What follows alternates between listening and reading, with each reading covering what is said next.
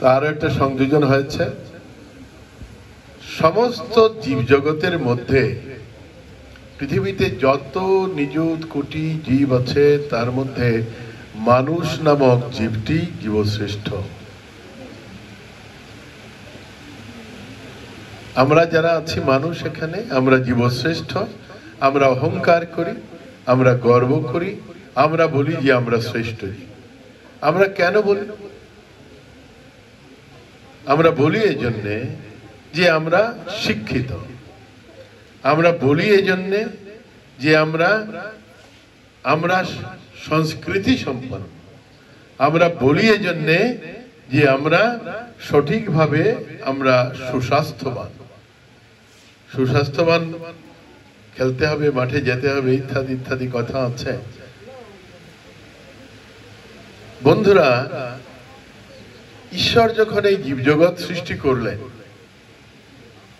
আমাদের আর মানুষের, এই মানুষ আর অন্যান্য জীবের মধ্যে কোনো খুব একটা ফারাক নেই, আকৃতির ফারাক আছে। আর কোন জায়গায় ফারাক? অনেক জীব খেতে হয়, মলত্যাগ করতে হয়, শ্বাস নিতে হয়, ঘুমোতে হয়, দৌড়াতে হয়, হয়তো হয়তো আকৃতির ফারাক আছে।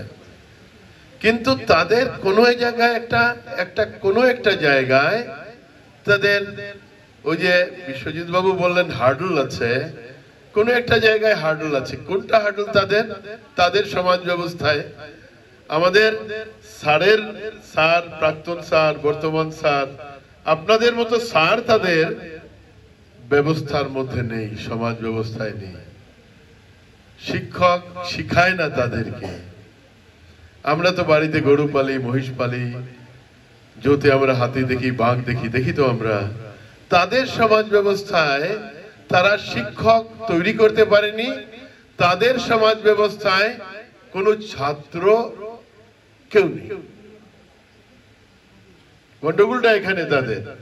আর আমাদের ভাগ্যটা এখানে ভালো যে আমাদের মানুষের সমাজ ব্যবস্থায় আমরা শিখতে চাই, আমরা ছাত্র। আর মানুষের সমাজ ব্যবস্থায় আমাদেরকে কেউ না কেউ শিখাতে চান যে তুমি শিখে জ্ঞানের প্রদীপ প্রজ্বলিত করো। এই জ্ঞান দিয়ে তুমি ব্রহ্মাণ্ডে জীবশ্রেষ্ঠ হিসাবে নিজেকে পরিচিতি লাভ করা। ওইখানে বেশ কাজেই এখানে আজকে যাদেরকে ডেকে আনা হয়েছে,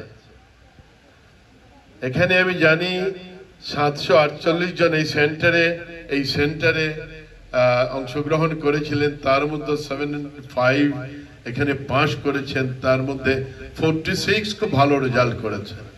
হয়তো অনেকের মনে মনে হতে পারে, অনেক অভিভাবকের, অনেক ছাত্র, যে আমরা তো পাস করছি, আমরা কিতার লাগিয়া দেখা হইল না।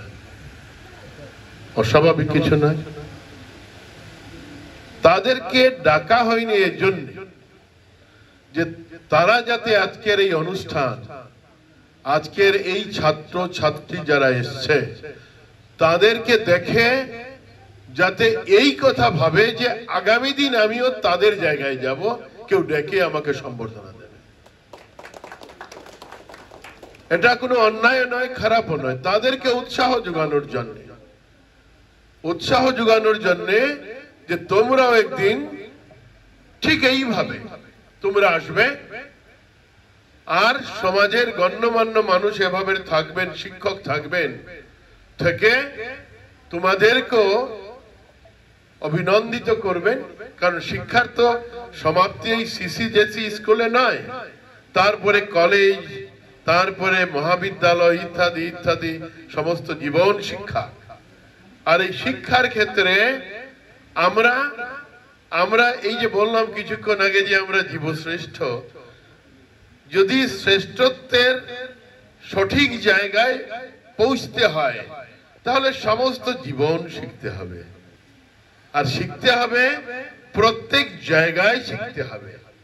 এরকম নয় যে এইচএসএলসিতে আমি পাস করলাম, এসএসএলসিতে আমি পাস করলাম, বা এখানে বিশ্বজিৎ দা বলেছেন যে ডাক্তার, ইঞ্জিনিয়ার, প্রফেসর ইত্যাদি ইত্যাদি হওয়ার বাসনা যদি থাকে, তারপরেও শিক্ষা আছে।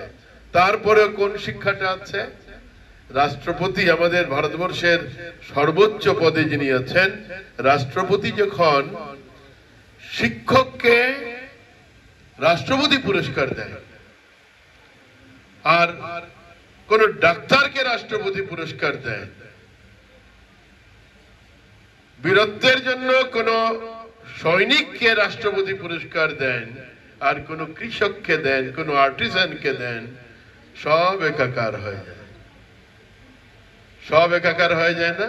রাষ্ট্রপতি পুরস্কার নিয়ে এসেছি, কৃষকও বলে, প্রফেসরও বলে, ডাক্তারও বলে, কারণ ওইখানেও শিক্ষার ব্যাপারটা আছে, ওইখানেও ফার্স্ট হওয়া চাই। ওইখানেও ওই জায়গাটাও যদি আমি আমার মেধার বিকাশ করতে পারি, তাহলে আমিও সমাজের জন্য, আমিও রাষ্ট্রের জন্য, আমিও আমার পরিবারের জন্য সঠিক অর্থে শিক্ষা লাভ করেছি, আমি কাজ করেছি। এখানে বলছিলেন আমাদের ভাই রাজীব, বলছিলেন যে ওর নাম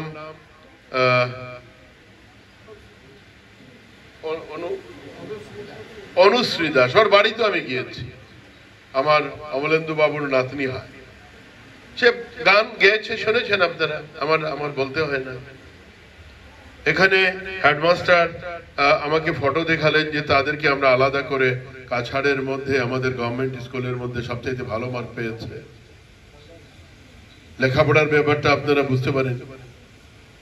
আমি ওর বাড়িতে গিয়েছিলাম, ওর দাদু আমাকে ডেকে বললেন যে আমাদের এই মেয়েটি তো আমাদের ক্যারেটে গৌহাটে গিয়ে খেলে এসছে, বা এরকম বললেন। খেলা, সংস্কৃতি, সঙ্গে শিক্ষা, তার কারণ একটা জীবন শৈলীতে যেগুলো আমাদের মানব সম্পদকে বিকশিত